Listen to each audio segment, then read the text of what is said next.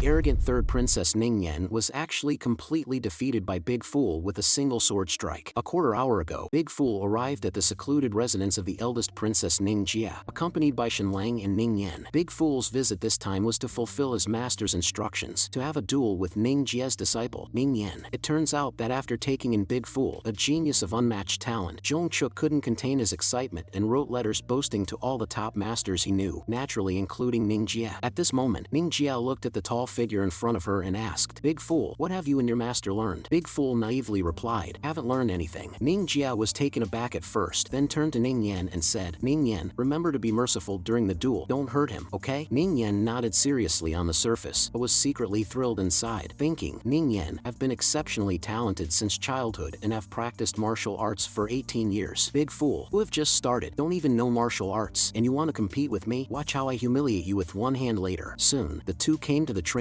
ground to prepare for the duel. However, at that moment, Big Fool looked confusedly at the sword and asked Shenlang, "Second Fool, what should I do next? My master never taught me." Shenlang was utterly frustrated. "Zhong Chuk, you unreliable Grandmaster, did you bring Big Fool here to fight or to provide supplies?" However, Ning Yen didn't care about that. She lifted her long sword and charged at Big Fool, but faced with such speed, Big Fool was initially stunned, then clumsily raised his heavy sword, instinctively blocked Ning Yan's attack, and directly knocked her flying out. This action left Ning Yen, still in midair, stunned. Shenlang and Ning Jia were also shocked. What just happened? After spinning around in the air for 4.5 turns, Ning Yen steadied herself but was still dazed for a long time. What did Big Fool do just now? Wasn't he supposed to have learned nothing and be incapable of anything? I must have been careless just now. This time, I must teach him a lesson properly. Thinking this, Ning Yen drew on her full strength and charged at Big Fool with her sword once more. However, Big Fool still easily sent her flying. For the always competitive Ning Yen, this was an extreme insult. Furious and on the verge of tears, Ning Yen got up and charged at Big Fool a third time. With a crisp clang, Ning Yen fell hard to the ground again, her long sword breaking, leaving only the hilt on the ground. Ning Yen was completely desperate. This was a great humiliation. After years of hard training, she couldn't beat a fool who had just started and knew nothing. The more she thought about it, the angrier Ning Yen got. She suddenly flipped up and, pointing at Big Fool, began to scold. "You big fool, you're clearly so powerful. Why play the fool to deceive this princess?" Ning Jia, however, ignored the foolish girl and went straight over to ask, "Big Fool, what have you been doing with Zhong Chuk during this past half year?" Big Fool morosely replied, "Every day my master would beat me. After a whole day of beating, at night he would press me into a pot and boil me. It hurt so much when I was being boiled, and master would cry while boiling me, saying that everything he had saved for over a decade was gone." Hearing this, Ning Jia suddenly understood everything. Seeing this, Ning Yen hurriedly ran over to ask her aunt what was going on. Ning Jia explained, Zhong Chuk knew that with Big Fool's intelligence, reading secret manuals was useless, so he beat Big Fool every day to train his reaction and speed, teaching him to block. As for cultivation, Big Fool is naturally of the golden bloodline. He doesn't need to cultivate. His strength and vital energy would naturally increase, but he doesn't know how to use this vital energy, making it impossible to exert it. So Zhong Chuk had no choice but to use the medicinal herbs he had saved for over a decade to make medicinal baths for Big Fool to stimulate the power within him. Ning Yen was also shocked to hear this. "Doesn't this mean I'm actually still very powerful? It's just that Big Fool's talent is too freakish? Isn't the appearance of such a freak unfair to other martial artists?" Ning Jia didn't speak, but nodded in agreement. At this point, Ning Yen pointed at Big Fool and yelled, "You big fool, stay away from me in the future, or I'll chop off your head and kick it like a ball." Hearing Ning Yan's words, Big Fool shrank his neck and hid behind a pavilion pillar. Shenlang looked at him speechlessly and said, "Big Fool, with your timid nature, even if you become the #1 master in the world, it wouldn't be of much use." At that moment, Ning Jia called Big Fool over and took off a necklace from around her neck. After sizing him up, she put the necklace on his wrist and repeatedly admonished him to never lose it. Ning Yen looked at the necklace with jealousy in her eyes. It was a gift from the former king to her aunt, and she couldn't believe her aunt was so generous to give it to such a fool. Shenlang saw Ning Jia's intention. She wanted to tell the world that Big Fool was under the protection of the princess, and no one was to harm him. As night fell, Princess Ning Yen invited Yunmengzi, the ambassador of the Great Flame Empire, along with Shenlang and a few others to dinner. At the dinner table, Ning Yen perfunctorily introduced the three, but when introducing Shenlang, she emphasized that he was her brother. In introducing Yunmengzi, she used the term imperial trash. Yunmengzi didn't care about Ning Yan's nickname for him. All he could think was, why am I paying for a dinner that this woman organized? After the introductions, Shenlang and Yunmengzi both stood up and exchanged pleasantries insincerely. Their first impression of each other was, damn, there's actually someone as handsome as me. Absolutely not. They must be eliminated. However, the next second, the hostility between them disappeared, replaced by a familiar aura. Yes, it was the aura of jerks. At that moment, both both felt as if they had known each other for ages. Shenlang and Yunmengza, both jerks, hit it off immediately and quickly became close. During their conversation, they unwittingly turned the topic to Ningyan, which annoyed Ningyan, who couldn't hear them and didn't understand what was going on. Yunmengza quietly asked Shenlang about his feelings towards Ningyan, to which Shenlang confessed that if he wasn't afraid of being castrated by the sovereign, he would have lost control long ago. Upon hearing this, Yunmengza suddenly changed his tone and said seriously, "It seems, Brother Shin, your situation was like mine initially. You haven't spent enough time with her yet. Wait a little longer, and you'll experience the process from being firm to wilting." After that, the two got together and talked a lot about techniques for flirting with girls. After the discussion, Shenlang was surprised to find out that Yunmengza had been with hundreds of women, truly earning the title of a jerk. This made Shenlang feel a deep sense of inferiority and shame for the first time. He suddenly grabbed Yunmengza's hand and said, "To find a kindred spirit in a foreign land, Brother Yun truly understands me. Would you be willing to become sworn brothers with me?" Yunmengza agreed without hesitation. From then on, Ningyan's dinner party turned into a gathering where two jerks met. These two flavorless jerks eventually became close brothers. On the way back from the dinner, Ningyan followed silently behind Shenlang. After a while, she couldn't hold back anymore and asked, "Shenlang, Yunmengza, the big but you two were talking about just now, that wasn't me, was it?" Shenlang was shocked. It had been so long. How had she not forgotten? Ningyan noticed the corner of Shenlang's clothes and seemed to understand everything. At that moment, she lowered her eyebrows, said nothing, and suddenly drew her sword from her waist. Before Shenlang could react, she swung it fiercely at him. However, Big Fool, who was very protective of Shenlang, blocked Ningyan with his large sword at lightning speed. This action completely unleashed the long-suppressed anger in Ningyan, and she continuously swung her sword at the two. But such speed was clearly not enough for Big Fool. He not only easily blocked the attacks, but also naively tried to calm Ningyan down. It wasn't until Ningyan was out of breath and could no longer swing her arms that she stopped. Damn it, she couldn't beat Big Fool in a fight, and she couldn't outsmart Shenlang. At that moment, Ningyan completely broke down and cried out, "Shenlang, you wait for me. Once Big Fool is gone, I'm going to beat the crap out of you." After yelling, she turned and left angrily. In the stunned Shenlang, still reflecting on Ningyan's crude behavior, Brother Yun is really something. My feelings for Ningyan seem to have already entered the so-called second stage. The next day at the Market Street Junction, the Chang people who had burned the holy temple knelt in unison on the high platform. At the command of the eunuch, the executioners raised their butcher knives and directly beheaded the Chang people. As heads fell and blood splattered, the cheers and support for the king from the officials and the public below continued non-stop for a long time. However, when the sovereign requested the formation of a delegation to condemn the Chang King, 80% of the officials in charge of vassal state affairs feigned illness and stayed home. They knew that this mission was likely a death sentence, and they would rather be dismissed from their posts than go to their deaths. At this critical moment, the actor Shenlang made a grand entrance, volunteering to represent the Yu Kingdom and go to the Chang country. He promised to complete the mission and make the Chang King personally write a confession, giving a satisfactory explanation to all the people. A day later, the news of Shenlang's mission to the Chang country spread throughout the Yu Kingdom. That day, the sovereign decreed to grant Shenlang a leisurely official position of a 7th grade rank, fulfilling one of his wishes. Soon after, Shenlang received a reply from a spy. Just a month ago, a smallpox epidemic had broken out in Chang country, infecting 1/5 of the nation. The brutal Chang King chose to kill tens of thousands of infected people and bury them on the spot. Even as the Chang King himself trembled with fear, the epidemic was not controlled but worsened. At this time, the Chang King was desperate. If his people continued to die like this, the Chang country would be completely destroyed. Having understood the intelligence, Shenlang felt great joy. It was time to employ his expertise again. It was as if even heaven was on his side. 2 days later, the sovereign's decree arrived, and that evening, another piece of good news came. Little Bing was pregnant. The continuous good news boosted Shenlang's confidence in his journey even more. The next morning, Princess Ningyan, accompanied by 100 knights, escorted Shenlang grandly out of the capital city. Along the way, Ningyan tried to encourage Shenlang. "Shenlang, go with peace of mind. If you die, I will take good care of little Bing for you." As soon as she said this, not only did Shenlang grin, but even Shen 13 cursed inwardly. This brainless princess should just keep her mouth shut. Unexpectedly, Ningyan added another remark. "Shenlang, haven't you always wanted to sleep with me? If you come back alive this time, I'll let you sleep with me. How about that?" Upon hearing this, Shenlang was petrified. "Ningyan, speak up a bit louder, and your dad will come chop me up. I think, sooner or later, if I don't die at the hands of an enemy, I'll die at the hands of you, my dear." In the territory of Chang country, at the top of a snow mountain, a mysterious and unparalleled beauty stood like a fairy, overlooking her disciple sneaking away below the mountain. At that moment, the voice of Big Fool's master, Jong Chuk, suddenly rang out from behind her. "Sister Shuayin, I didn't expect that after 20 years, you are still as young and beautiful." Indeed, this beautiful woman was Shuayin, one of the world's top martial arts grandmasters. Shuayin chuckled lightly and said, Brother Zhong, it seems you have aged quite a bit in these 20 years. Zhong Chuk did not respond to her comment but walked up to her and asked, didn't we agree that your disciple was to meet Big Fool for a matchmaking? Why did you let her leave? Xueyin looked down at the figure below the mountain and with a tender look slowly said, when fate arrives, they will naturally come together. Why should we arrange it deliberately? Moreover, my time is near, and I don't want this child to see me die. Zhong Chuk became anxious and hurriedly said, Sister, I know a very talented young man. His medical skills are quite remarkable. Why not come down the mountain with me?